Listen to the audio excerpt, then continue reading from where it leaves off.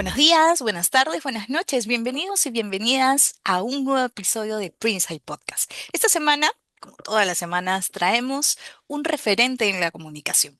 Pero antes de presentar quién nos acompaña hoy, vamos a saludar al del otro lado del continente, del planeta, más bien dicho, en otro continente, Augusto. Augusto, ¿cómo estás? Congelándote por Madrid. Acá me ven con camisa de corduroy, estamos creo que a 4 o 5 grados en Madrid, haya nevado por estos días, pero acá estamos calientitos con el calor de nuestra pequeña comunidad de profesionales de la comunicación y estudiantes de la reputación y de todo este mundo de marca que tanto nos interesa. Y pues nosotros siempre con nuestros invitados de lujo, con gente con mucha experiencia, que tiene que contar, que tiene material, que ha hecho cosas. Acá no pasa gente improvisada en Prince Podcast, pasa gente con mucho talento y mucha experiencia. Y de eso vamos a hablar hoy día. Y además seguimos con los invitados internacionales. Bueno, acá todo es internacional, hasta la conexión. Eh, Nuestro invitado es de Argentina y bueno, está en Argentina. Recuerdan el episodio pasado hablamos con Marcelo Guillo, que también viene de Argentina, pero vive en España hace como 10 años. Nos acompaña Antonio Di Génova, ¿sí? Antonio Ezequiel Di Génova, que es todo un referente en la comunicación iberoamericana. De hecho, yo lo sigo hace muchísimos años, diría que más de 10, tal vez 15 o 20 años, cuando casi toda la comunicación digital era por correo electrónico. Tengo recuerdos de eso. Y bueno, para que sepan quién es Antonio Di Génova, si aún no lo conocen, voy a leer, porque tengo que leer un poco de su perfil. De hecho, su perfil es extensísimo, pero voy a leer. ¿Sí? Antonio probablemente ha formado a gran parte de los profesionales que hoy lideran pues, las comunicaciones de nuestra región. Él es no solamente un académico, sino es el motor detrás de la Red Iberoamericana de Profesionales de las Relaciones Públicas, RedDIRP, ¿no? Y actual rector del Instituto Latinoamericano de Comunicación Estratégica. Además, quiero preguntarle cómo ha hecho para escribir tanto. Tiene 9 libros publicados. Su obra, es bibliografía obligatoria en universidades de todo el continente, ¿no? Guiándonos en temas que van desde la organización de eventos hasta la gestión de crisis de comunicación más complejas, ¿no? Además, su perfil es impresionante en realidad. Y este 2026, Antonio sigue creando, sigue reinventándose, ¿no? Porque él comenzó en el mundo del ceremonial y protocolo. Hemos tenido invitados de ceremonial y protocolo, pero además dio el salto hacia la ciencia del comportamiento, especializándose con un máster en neurocomunicación. Además, nos acompaña no solamente como autor, sino como el gran arquitecto pues, de esta industria de la comunicación y de las relaciones públicas. ¿Y por qué arquitecto? Porque Antonio es el encargado y responsable de la Cumbre Latinoamericana de Relaciones Públicas, que conecta a colegas pues desde España hasta la Patagonia. De hecho, un lujo tener a Antonio Di Génova aquí en Princeside Podcast. Bienvenido, Antonio. ¿Qué tal se ve que Bueno, tienes? Da muchas miedo, sí se ve. gracias, Augusto. Muchas gracias, Maya. Un gusto saludar toda la audiencia, no importa en el lugar que se encuentren y en el momento que escuchen esta intervención. Un saludo fraternal para todos. Muchas gracias por la presentación. Este, es interesante a veces ver cómo las personas toman del trayecto profesional de uno algunos aspectos que les resultan impactantes y bueno, es siempre muy agradable ver como colegas eh, de la experiencia y de la impronta que ustedes tienen se interesan por lo que uno ha hecho a lo largo del trayecto profesional. Así que muy agradecido por la presentación y muy interesante los aspectos seleccionados.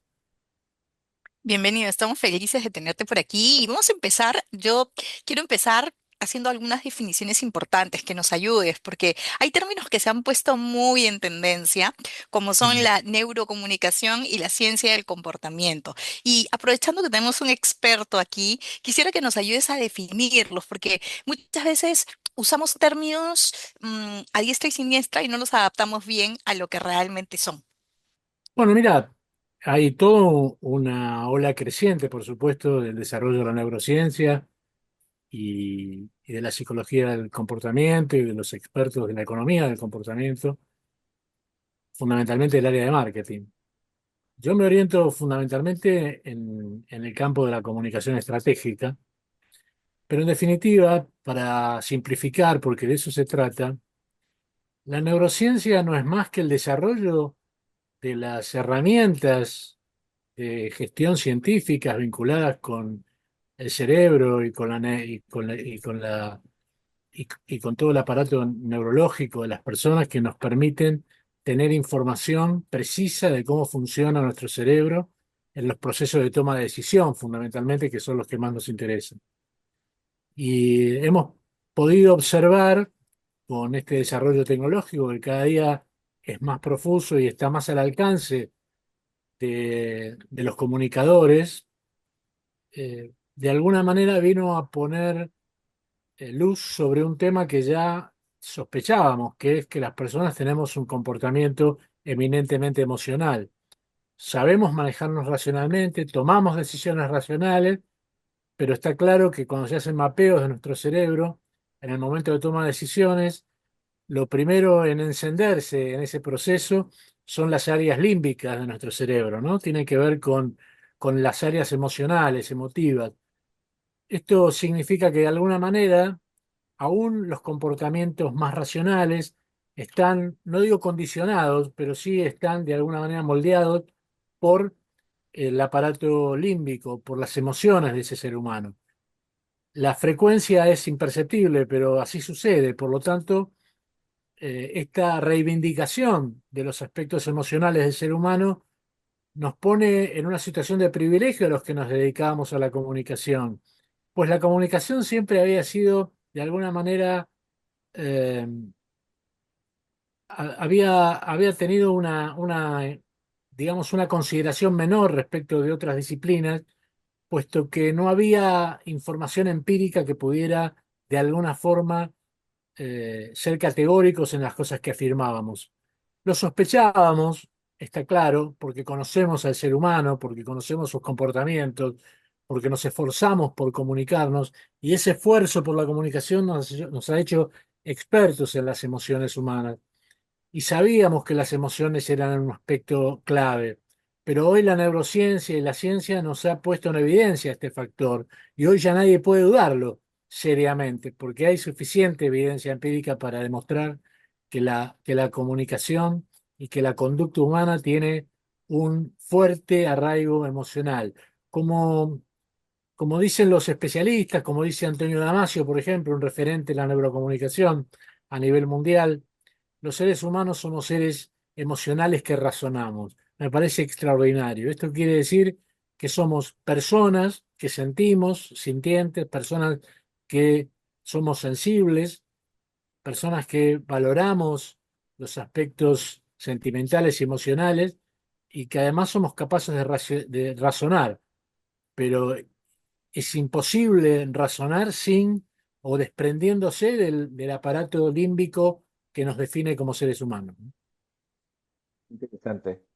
Qué interesante, Antonio. Y mientras nos contabas de qué va esto de la neurocomunicación, ¿no? En el marco de la neurociencia, pensaba en los DIRCOM, ¿no? Que usualmente hay un enfoque muy corporativo, un enfoque a veces duro y orientado pues a resultados, ¿no? Comenzamos a ver la reputación como un intangible y un activo más de la empresa con valor monetario. Entonces, ¿qué es lo que un DIRCOM debería entender hoy en 2026 sobre el cerebro de sus audiencias o esta conexión emocional, ¿no? Que debería tener la comunicación a Mira, yo nivel creo, corporativo. Augusto, que lo primero que debería entender es que se terminó la época de la imposición, se terminó la época de decirle a las personas cómo tienen que actuar, cómo tienen que pensar y cómo tienen que manejarse. Ese movimiento unidireccional, persuasivo, manipulatorio, histórico de la comunicación de marketing, de algunos DIRCOMs, de algunos especialistas de comunicaciones integradas, de marketing, nos hicieron creer, ¿no? Incluso hace varias décadas atrás se hablaba de la aguja hipodérmica como un elemento de la publicidad que era capaz de generar una reacción unívoca en todos los seres humanos. Bueno, Esto ya claramente no es así. Hoy las personas atienden sus propios intereses, hoy las personas no se mueven necesariamente en grandes grupos, ni se dejan influenciar por el pensamiento de la mayoría, sino que priorizan sus propias realidades, su propio pensamiento, sus propios gustos, sus propias preferencias. Y toman decisiones con toda la información posible y en muchos casos no se apresuran para tomar decisiones. Hoy se ha retrasado el proceso de toma de decisión en cualquier ámbito, justamente porque las personas evaluamos.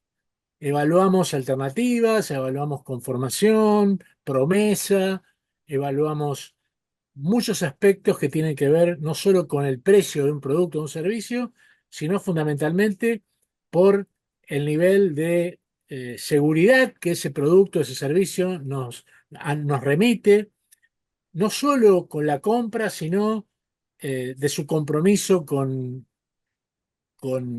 el medio ambiente, con su compromiso con sus empleados, con el compromiso con la comunidad. Estas herramientas o estos elementos son elementos que hay que tener en cuenta y que no se pueden soslayar, a diferencia del pasado, que todo se centraba en una muy buena campaña publicitaria, en un manejo discrecional de las herramientas y en un mensaje claramente unidireccional, ¿no? Donde por otro lado los grandes medios de comunicación tenían el monopolio de la comunicación y de la emisión de los mensajes. Hoy esta realidad ha cambiado rotundamente. Las redes sociales es la posibilidad que las personas tenemos de expresarnos más allá del mandato de los grandes medios, más allá de, las, de los antojos de los grandes decisores de la publicidad internacional. Las personas somos capaces de comunicarnos y establecer conversaciones entre nosotros, peer-to-peer, y establecer vínculos.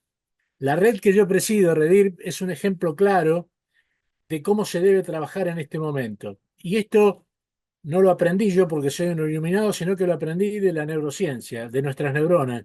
Nuestras neuronas son tan eficientes y generan neurotransmisores y generan las conductas que generan porque trabajan en red, trabajan de manera solidaria, entre pares, se complementan.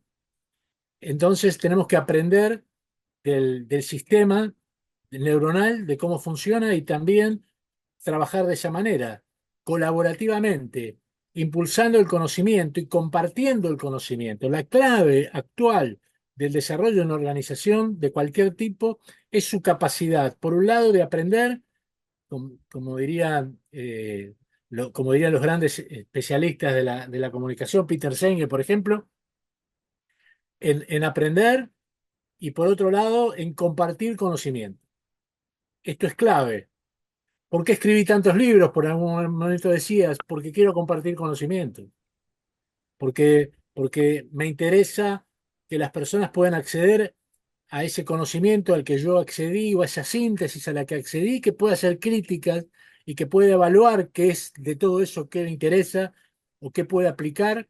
Y por otro lado, lo más interesante es de qué otra forma puede reinventar ese conocimiento que está recibiendo en el libro y adaptarlo a su propia realidad, a su propio entorno. De eso se trata. Eso es, en definitiva, la capacidad de adaptación que tiene nuestra condición humana, ¿no es cierto? Por lo tanto, volviendo a la pregunta original, hoy los especialistas en comunicación tienen que preocuparse fundamentalmente no solo por darse a conocer, sino por entender cuáles son las motivaciones del público con el que se vincula, sea este público interno o externo, sea cliente o la comunidad, sea uno u otro. Hay que involucrarse en los diálogos que estas personas sostienen en las redes sociales y en todos los medios en los que se expresan y establecer conversaciones simétricas, establecer conversaciones adultas, conversaciones abiertas, sin condicionamientos. Verdadero diálogo, Augusto, verdadero diálogo. El diálogo verdadero es un diálogo que tiene que ver con una idea, un interés de las partes en establecer vínculos y en hablar sin tapujos y sin precondicionamientos. No es la farsa o la puesta en escena del diálogo, es la parresía que decían los griegos, Es la búsqueda de la verdad, es la búsqueda de una relación entre pares, entre iguales, de comprender y ser comprendido, por supuesto, ¿no? Esa es la síntesis que podemos hacer de lo que hoy hace falta. Lo llamamos establecer conversaciones, esto técnicamente los especialistas en comunicación. Bueno, en definitiva, una conversación es eso, es un intercambio, es un diálogo que se sostiene en el tiempo. A eso llamamos conversación, a un diálogo maduro, profundo, sincero, sin condicionamientos, entre pares, que se sostiene a lo largo del tiempo. Eso genera un relacionamiento y un vínculo que supera cualquier vicisitud que se puede atravesar, incluida una crisis, Augusto, o más, incluida una crisis. Cuando la crisis llega, porque inexorablemente llega, llegan en este contexto, las consecuencias son muy otras que si llegan en otro contexto, donde no hay conversación previa. Ya la conversación no es posible, ya la crisis apareció, habrá que tener otras oportunidades. Las oportunidades pasadas las perdimos. Siempre se está a tiempo, pero habrá que tomar nota del error cometido y dejar de tentarse en mensajes que parecen dialógicos, pero que son manipuladores. Parecen que están atentos a cuestiones vinculadas con el interés general y es solo una puesta en escena. Y te doy un ejemplo y con esto termino y pido perdón por extenderme tanto. Hay especialistas en el campo de la responsabilidad social empresarial de empresas con los que yo converso frecuentemente y no voy a dar nombres por obvias razones. Me dice, mira Antonio, la mayoría de los planes que nosotros sostenemos o desarrollamos o generamos son en definitiva puestas en escena, son maquillajes, son elementos que tomamos para comunicar, pero no hay un verdadero compromiso. En realidad es eso, es una puesta en escena. Es decir, es comunicar que nos interesan las cuestiones vinculadas con la sostenibilidad, con el desarrollo humano, con el medio ambiente, etcétera, cuando en realidad es solo una puesta en escena. Y yo valoro mucho esa sinceridad, porque se advierte, por otro lado, que es así. Interesante lo que comentas acerca de las crisis y de hecho en esta época donde todo ha cambiado, hay una evolución de la manera como interpretamos, cómo nos comunicamos, cómo nos informamos. Tú escribiste hace algunos años Estrategias de Relaciones Públicas para Crisis, ¿no? Un libro de consulta que muchos hemos Sí, leído, muchos hemos encargado a nuestros estudiantes consultar también.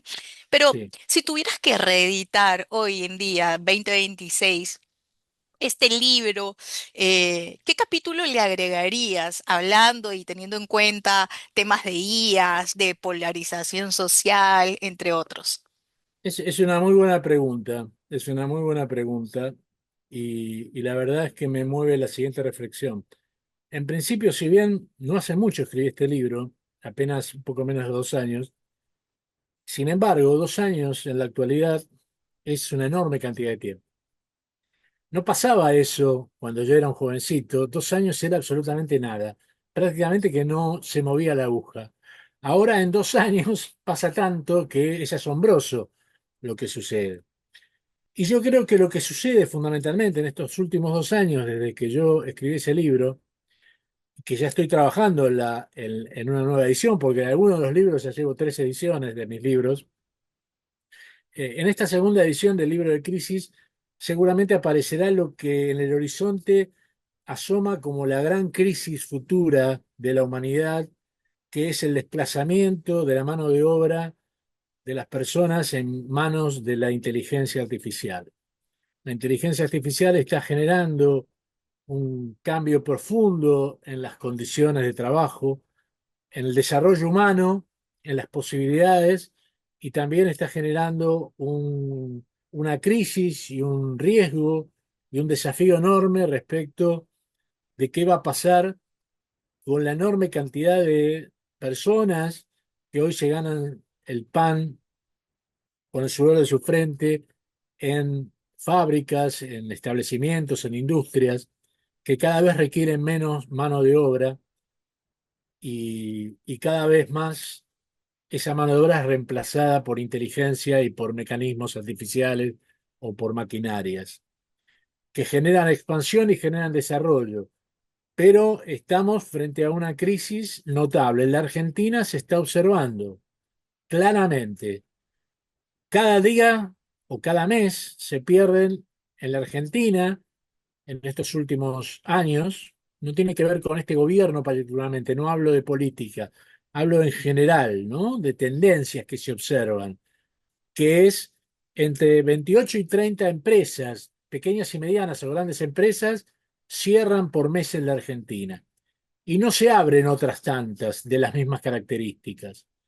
No, son personas que pierden su trabajo básicamente por el cambio de condiciones que se dan en el mercado y por el avance de la tecnología en la producción, en la que antes era artesanal, pasa a ser absolutamente industrial.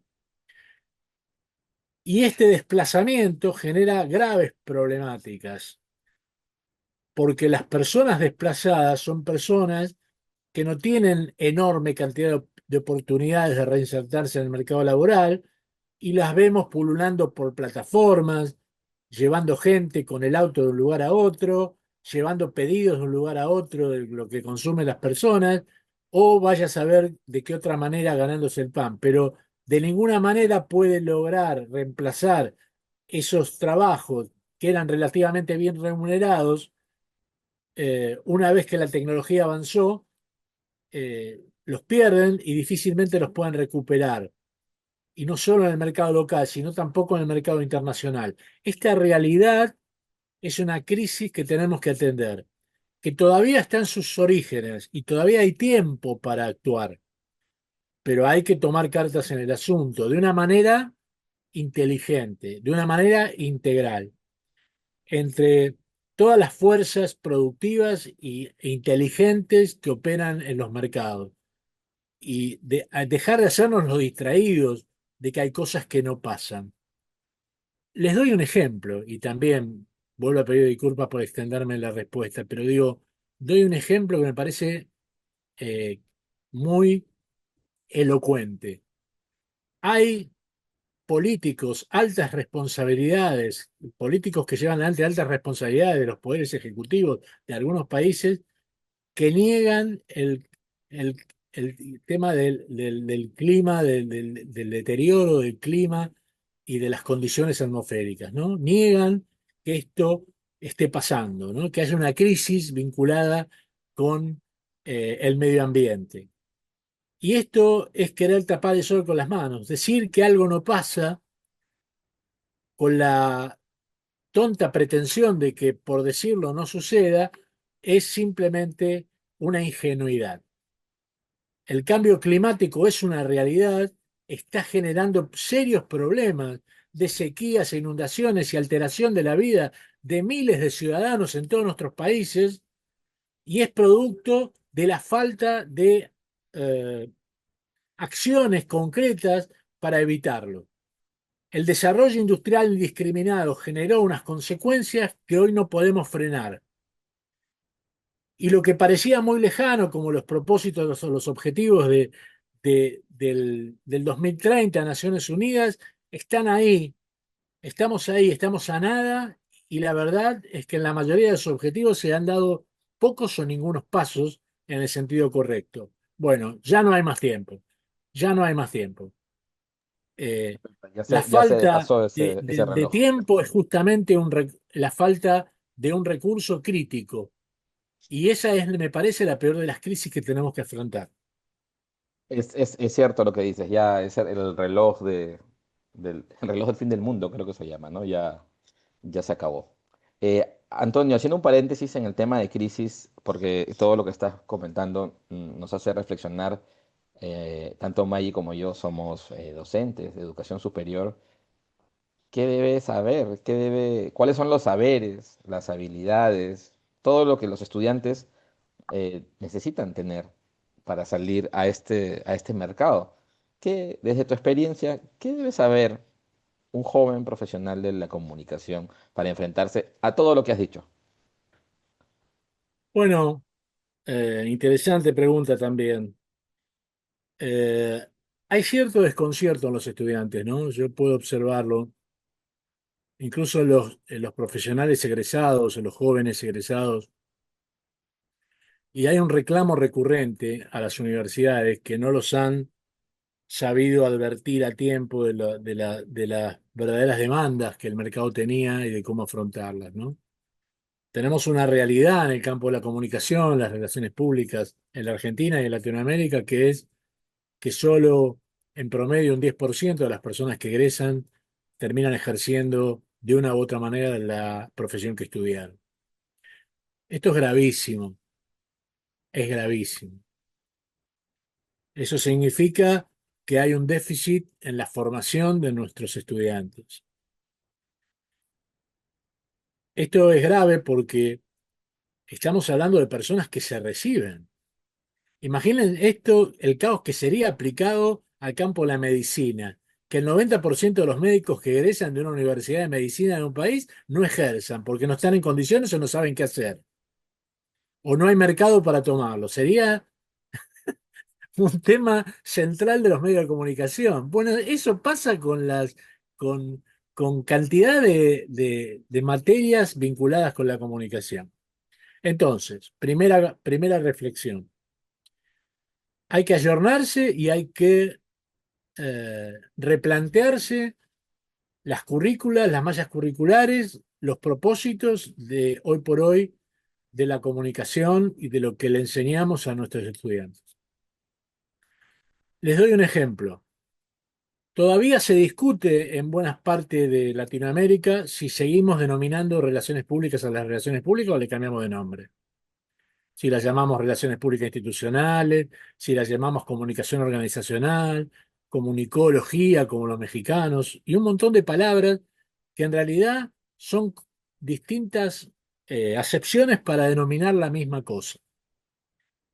Eso, esa discusión es una falsa discusión. Cambiarle el nombre a algo no lo mejora, sino que lo transforma, pero sigue siendo en esencia lo mismo. Si yo tengo un problema de que la gente no quiere estudiar una profesión, si le cambio el nombre, va a seguir siendo lo mismo con otro nombre. Error. No es una cuestión de nombre, al contrario. Relaciones públicas es un hermoso nombre. Es una profesión muy bien posicionada, es un concepto muy amigable.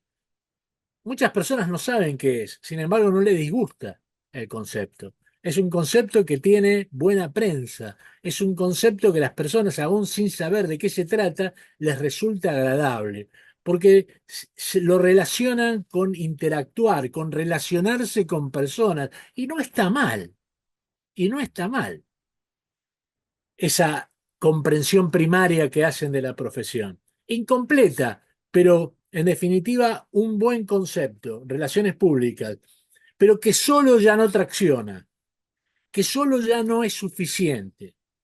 Por eso que la cumbre que nosotros organizamos es la cumbre latinoamericana de relaciones públicas y comunicación estratégica. Y la comunicación estratégica viene a ser el complemento que yo creo le hace falta a las relaciones públicas. Las relaciones públicas debían dar un salto cualitativo hacia adelante y ese cambio cualitativo es hacia la estrategia, hacia la comunicación estratégica. La pregunta es, ¿solo siendo un relacionista público o un DIRCOM se puede llegar a la comunicación estratégica? La respuesta es no.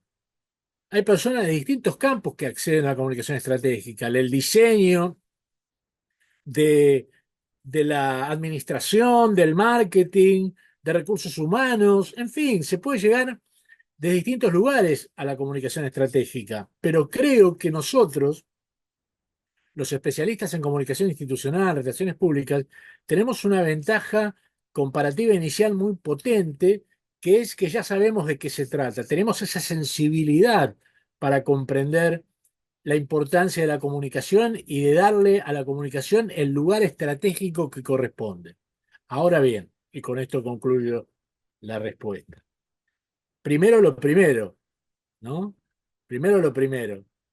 Entonces, en ese sentido, lo primero tiene que ver con lograr una organización interna, lograr una armonía de gestión lograr una profesionalización de la gestión de las organizaciones, empresas u organizaciones de todo tipo, públicas o privadas, y en base a esa jerarquización y profesionalización, aspirar ahora sí a mirar hacia adelante, una vez que tenemos resueltos los problemas de corto plazo, una vez que tenemos organizada la estructura de la institución, organización que representamos, una vez que están encausados los problemas y de que hay un principio de acuerdo entre todos los que conformamos una organización y que esa organización se expande lógicamente, no sin conflictos, por supuesto, pero dentro de una lógica, dentro de una armonía, dentro de un clima de respeto, dentro de de un contexto favorable. Entonces, la organización debe, no solo puede, sino que debe empezar a pensarse en términos estratégicos, de comunicación estratégica. Eso significa asegurar el porvenir, la sostenibilidad de esa organización en el tiempo. Y ahí viene esta nueva visión que creo que hay que trabajar desde jóvenes con las personas, que es en la visión estratégica. Ser buenos técnicos, ser buenos tácticos, saber cómo se organiza una rueda de prensa, por supuesto, o un evento, o una gacetilla de prensa, o un dossier de información, por supuesto, pero fundamentalmente cómo proyectamos eso hacia futuro y cómo lo encastramos dentro de una lógica de sostenibilidad y de desarrollo de la comunicación orquestada con la estrategia global de la organización. ¿Ok? Entonces, cuando las empresas están organizadas, cuando tienen una lógica de desarrollo relativamente consistente, tienen que dar este otro gran paso cualitativo que es hacia la comunicación estratégica. Y eso es lo que personalmente más me interesa, es lo que más me motiva, es lo que mejor puedo ayudar hoy por hoy a las personas. Pero quizás es por el tiempo que me toca, es a lo que los jóvenes pueden aspirar en un futuro también. Hay que empezar por lo táctico, ser especialistas reconocidos en lo táctico y después, a medida que vamos creciendo y vamos ampliando la formación y vamos ampliando el conocimiento y vamos teniendo nuestra curva de experiencia también es más consistente, ahí poder tener injerencia en este otro plano, en el plano de lo estratégico. Yo a veces veo jóvenes muy entusiastas, ¿no? Que apenas cruzan los 20 años y hablan de estrategias de comunicación o estrategas de comunicación, y yo digo, wow, qué osadía, ¿no? Todo a su tiempo, todo a su tiempo. Claro, Ya vas a tener tiempo de acaban la tener universidad y la ya quieren ser experiencia DIRCOM. necesaria para ser una estratega. Arrancá por ser un buen táctico, ¿no? ¿Cuántos CVs hemos recibido diciendo experto en comunicación, ¿no? Y tú dices, wow. Sí, es fabuloso, es fabuloso. Sí, Hablabas que es cierto hace un eso. momentito de unir criterios, de comunicar con sentido.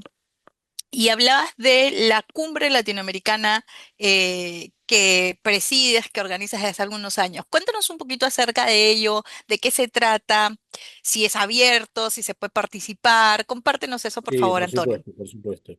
Mira, esta idea surgió en pandemia frente a la necesidad de las personas que teníamos de vincularnos de alguna manera, aunque sea de manera online, digital, y de por otro lado, era el momento para nuevos saberes, ¿no? De alguna manera teníamos el tiempo y el deseo de incorporar nuevos conocimientos.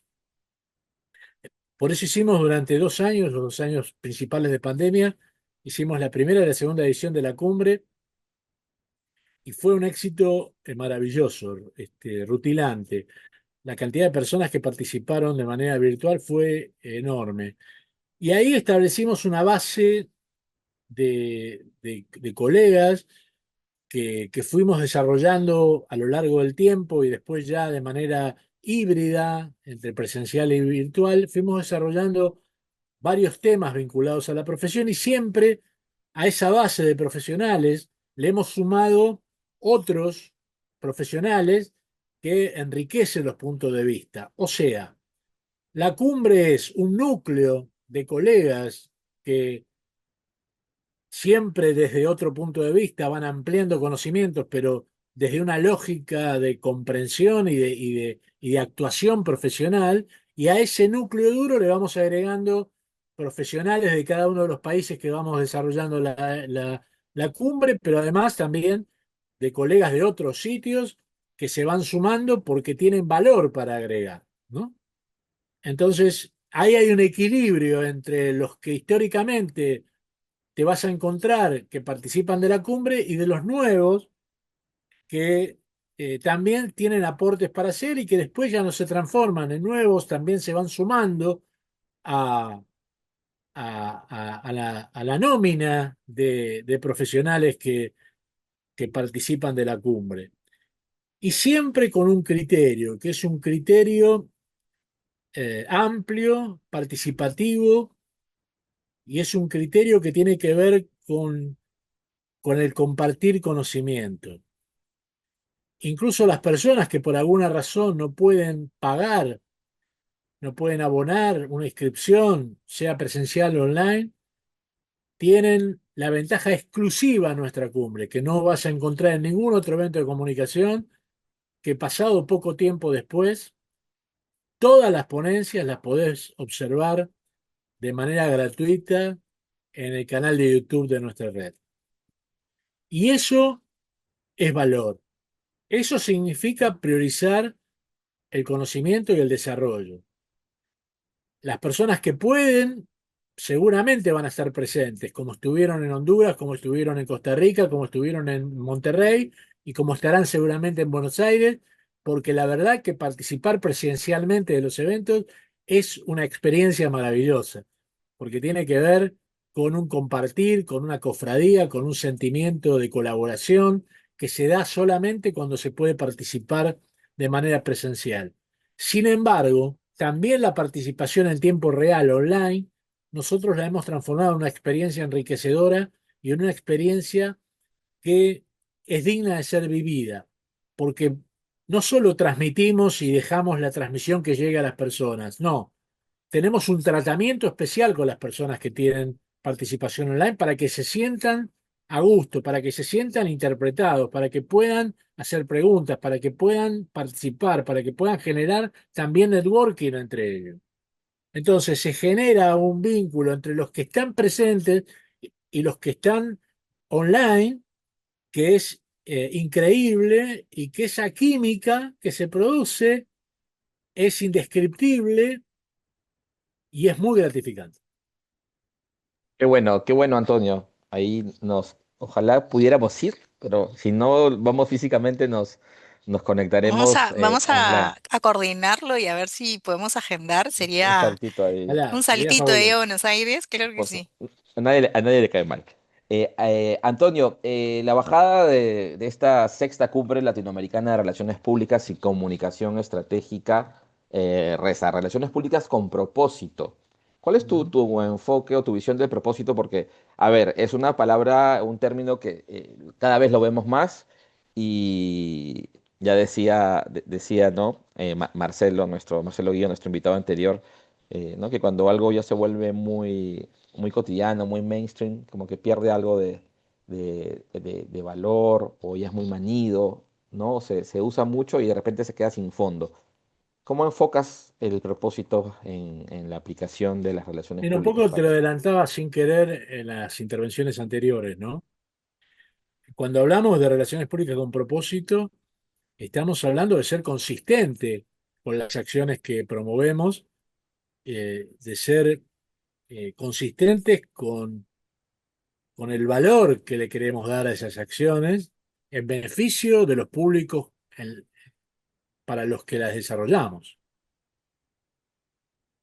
Quiero decir, si hacemos una capacitación, el propósito de esa capacitación para el público interno no tiene que ser solo cumplimentar la cuota de capacitaciones que está prevista eh, en la normativa de la norma de calidad que estamos o que hemos implementado, sino que tiene que ser producto de una búsqueda de razonabilidad de esa capacitación, en principio de haber detectado cabalmente el interés del público respecto de qué prefiere, qué necesita o en qué áreas necesita capacitarse, ofrecerle las mejores herramientas disponibles para lograr esa capacitación y por otro lado, que esa capacitación que tenga consecuencias positivas y que además sea una herramienta que se suma a la medición de calidad de la gestión de cada uno de los miembros de esa comunidad interna. No para eh, criticar o no para separar personas, sino para detectar oportunidades y para trabajar con ellas. Pero evidentemente no puede ser que en muchos casos una capacitación no es más que una acción que se desarrolla a las empresas, que entra por una oreja y se va por la otra, y las personas siguen haciendo las cosas tal cual hacían hasta antes de esa capacitación. Ahí no hubo un propósito. Ahí hubo una capacitación que no logró cumplir un propósito. Se dio, sí, se formalizó, se contabiliza como una capacitación, pero no tiene valor. No ha dejado un valor, porque no se promueve un seguimiento, una evaluación de la gestión de las personas en base a esos nuevos saberes o habilidades sobre las que se trabajó. Esto que te acabo de decir en el público interno, transportarlo donde quieras y te vas a encontrar con los propósitos a los que me refiero. Responsabilidad social empresarial, acciones de responsabilidad social empresarial, hay muchísimas que elaboran las mismas empresas o que las empresas participan con terceros que la desarrollan. Ahora, de estas acciones se puede participar solo para la foto, solo para eh, poner en nuestra página web lo comprometido que estamos con el medio ambiente y con el cambio climático, etcétera, cuando en realidad solo es una apariencia, solo es un maquillaje, solo es un compromiso para decir estamos haciendo algo, pero en realidad no hay un compromiso real con esa causa. No hay un interés concreto, más allá de la toma de prensa o del medio que toma o que capta el momento en que implantamos el árbol. Las cosas tienen que hacerse con un propósito superior y darle continuidad en el tiempo y que muchas veces son cosas que no son visibles o son cosas que no tienen prensa, pero que sin embargo son las cosas que realmente importan. ¿Mm? Este, si no, son hechos aislados y al ser hechos aislados y no tener continuidad, no cumplen con su propósito. Si yo planto 10 árboles y me olvido y dejo de ver su crecimiento, su desarrollo, de qué más habrá que hacer, de cómo eso está impactando en el clima, de cómo está ayudando eso a la comunidad, de qué manera la comunidad disfruta de esas nuevas sombras, de esas nuevas realidades, de ese nuevo desarrollo, si no me preocupo porque lo comprendan, porque lo interpreten, porque lo internalicen, no estoy haciendo verdaderamente bien mi trabajo. Relaciones públicas es fundamentalmente eso, es la capacidad que tenemos las personas de establecer vínculos entre los distintos públicos con acciones que vayan más allá de lo evidente, de acciones que promuevan una solidificación del vínculo que nos ponga a salvo de eh, cualquier amenaza que pueda ofrecernos el contexto. De eso creo que se trata. De eso es, cuando hablamos de relaciones públicas con propósito, estamos hablando de compromiso real, de relaciones, como dice nuestro eslogan, de relaciones mutuamente beneficiosas, ¿no? Acá no se trata de hacer solo las cosas que nos convienen a nosotros, sino de las cosas que nos convienen a todos. A los accionistas de la empresa, por supuesto, pero también a todos los públicos, a los empleados que trabajan y con su esfuerzo llevan adelante la propuesta organizacional, a los clientes que con su esfuerzo y compra de productos sostienen y le dan continuidad a la empresa y le dan rentabilidad a la empresa, y en definitiva a la comunidad toda que de una u otra manera se nutre de esa empresa, sea porque aporta para el desarrollo eh, laboral, sea porque aporta para el desarrollo medioambiental, no importa. Lo importante es que todo desarrollo serio y profesional tiene un impacto también en lo social. Ahí Me ha gustado están las mucho. relaciones públicas con propósito. Me han gustado mucho esas definiciones de relaciones públicas en un entorno donde el término se había diluido, ¿no? Porque todo el mundo usa ahora comunicación estratégica, comunicación corporativa, y el término relacionista público se había quedado un poco eh, atrás, pero creo que tú lo has definido bastante bien, ¿no? Ahora, aunque hemos dicho claramente a lo largo de la conversación que el futuro es inmediato, ¿no? Que hace 2 años ya pasa un montón de cosas en 2 años y el futuro es ya. Pero, ¿cómo podías definir tú el futuro de las relaciones públicas? Entendiendo que el futuro puede ser mañana mismo, ¿eh? Que las cosas van cambiando Sí. tan rápido. Sí, depende de nosotros, ¿no? No está establecido. Lo bueno del futuro es que no está predeterminado. El futuro tiene que ver con la impronta que le demos nosotros, con lo que hagamos, con lo que tenemos en la mano, entre manos, ¿no es cierto? Si la tendencia va a ser seguir redefiniendo, rebautizando la profesión, va a haber lamentablemente menos criterio, menos fuerza, menos desarrollo, menos consistencia. Ya estamos observando que hay un desplazamiento del concepto en España, por ejemplo, hacia el DIRCOM, ¿no? Hacia el director de comunicación. Un desplazamiento del concepto de relaciones públicas hacia el concepto de DIRCOM. Bueno, ya ahí hay una pérdida, ya ahí hay una realidad emergente diferenciadora. Bueno, ¿qué vamos a hacer con esta realidad? ¿De qué manera nos vamos a integrar?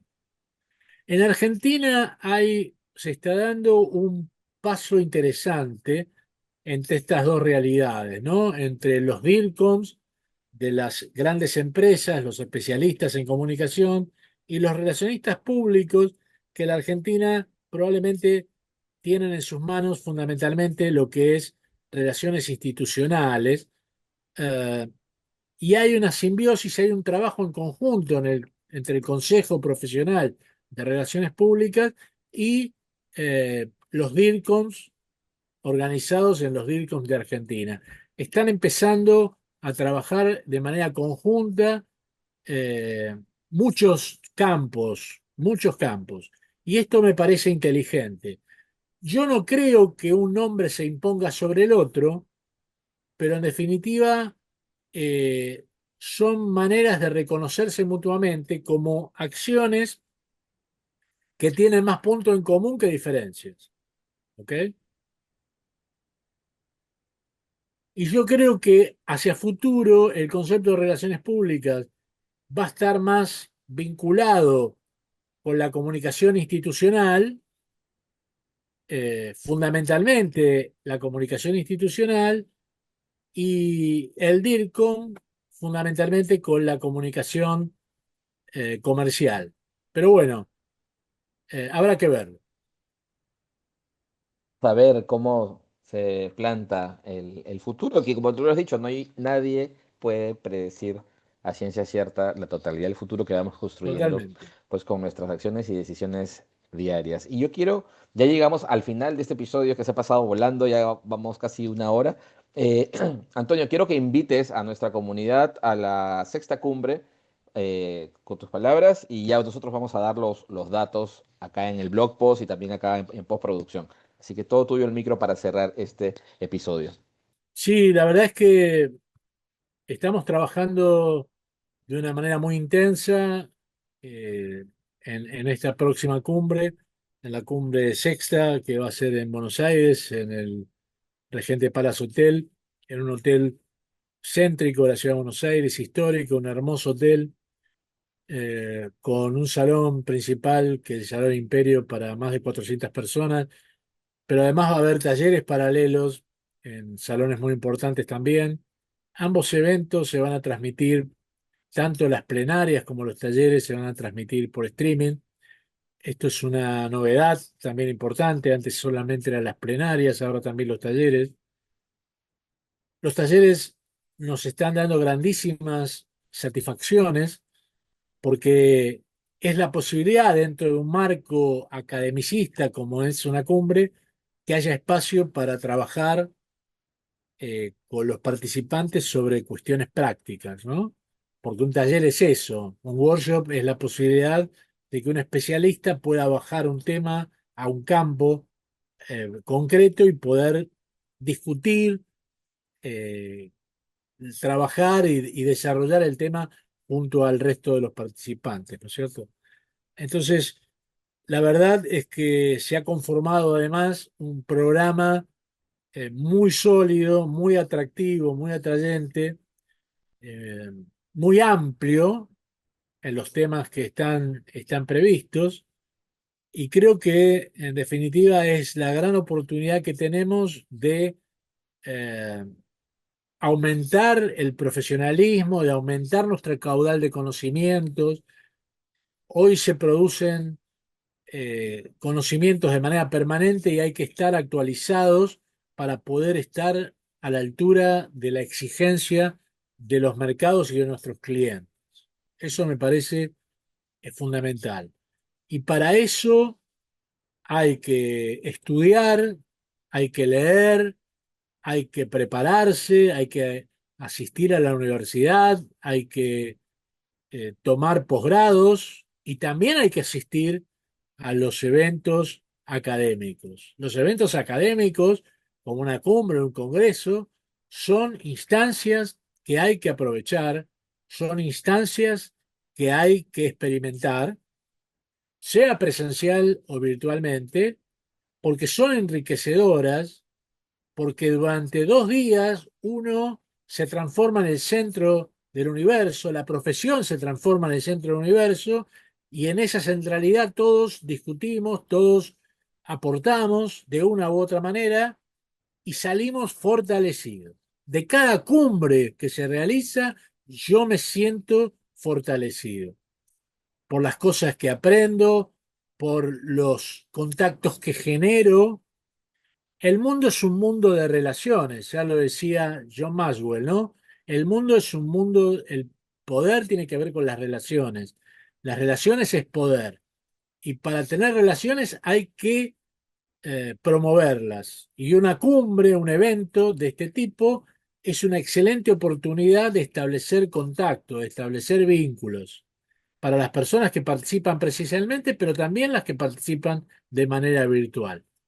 Y eso hay que tenerlo en cuenta. Y esto, para mí, es una instancia absolutamente necesaria dentro de la formación profesional de alguien. No solo hay que ir a la universidad, no solo hay que hacer posgrado, no solo hay que leer libros, sino que además hay que compartir espacios con colegas en ámbitos académicos como un congreso, como una jornada o una cumbre. Así que con ese criterio, con esa ambición, es que la organizamos y, y bueno, esa enjundia que le ponemos es muy valorada por las personas, esa búsqueda de la excelencia, del cuidado del detalle dentro de lo posible, es algo que la gente valora muchísimo, ¿no? El respeto con el que nos manejamos, la pretensión de que todo suceda dentro de un marco de previsibilidad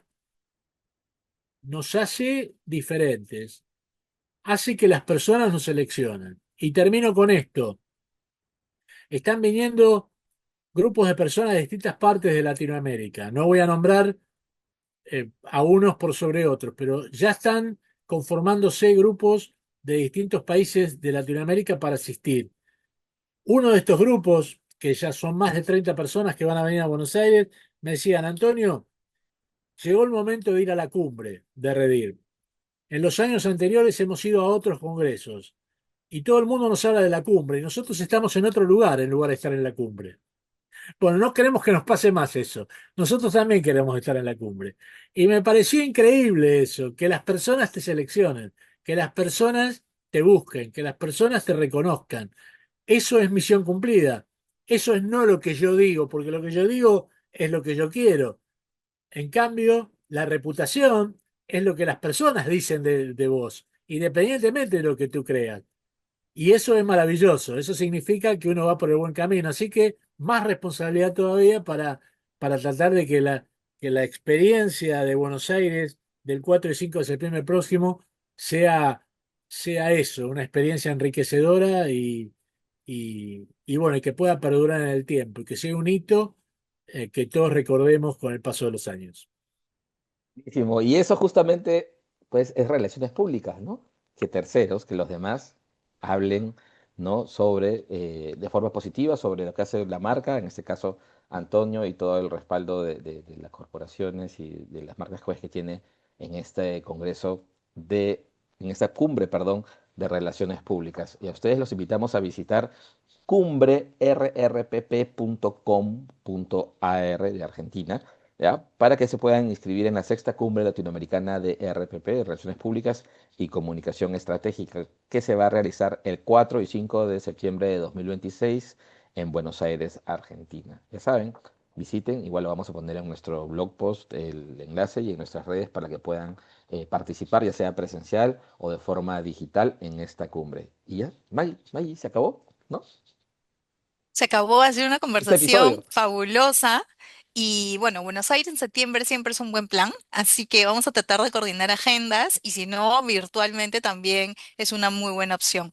Queremos agradecerte, Antonio, por tu tiempo, por tu generosidad de haber estado aquí con nosotros. Hemos estado muy contentos de tenerte, de escuchar esos insights tan poderosos acerca de relaciones públicas que nos has dejado. Así es. Muchísimas gracias, May, muchísimas gracias, Augusto. Han sido muy generosos, me he sentido muy a gusto.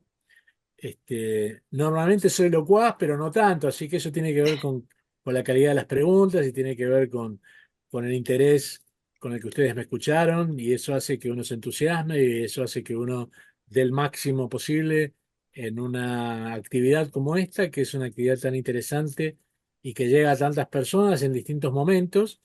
Esa es la clave de este tipo de herramientas, ¿no? Las personas que acceden a este contenido en distintos horarios, distintos días, pero que en definitiva ese mensaje llega y ese mensaje transforma.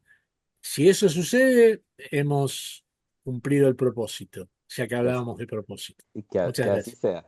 Gracias, gracias a ustedes.